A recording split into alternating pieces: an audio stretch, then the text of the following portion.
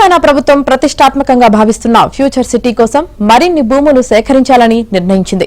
రాజధాని శివారులో 7 మండలాల్లోని 74 గ్రామాల పరిధిలో ఫ్యూచర్ సిటీ ఏర్పాటుకు ఇటీవలే కేబినెట్ ఆమోదం తెలిపింది. ఇప్పటికే సేకరించిన భూమితో పాటు ప్రతిపాదిత ఫ్యూచర్ సిటీ పరిధిలో మరో 1500 ఎకరాల భూసేకరణకు ప్రభుత్వం సన్నాహాలు చేస్తోంది.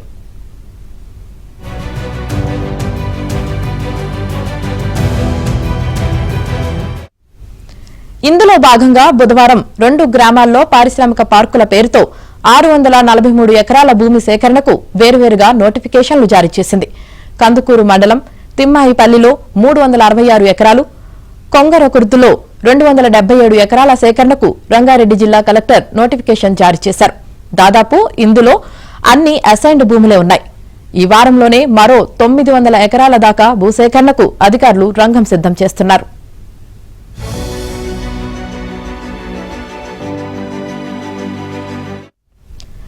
కందుకూరు మండలం తిమ్మాపూరులో 600 ఎకరాలు, పంజాగూడ గ్రామంలో 300 ఎకరాల సేకరణకు సన్నాహాలు చేస్తున్నారు. కాగా నోటిఫికేషన్ జారీ చేసిన భూముల్లో ఎక్కువ భాగం వర్షాధార పంటలు సాగవుతున్నాయి. తిమ్మాయిపల్లిలోని 80 ఎకరాల్లో వరి, 20 ఎకరాల్లో కూరగాయలు, మిగతా భూముల్లో జొన్న, మొక్కజొన్న పండిస్తుండగా కొంత బీడు భూమి ఉంది.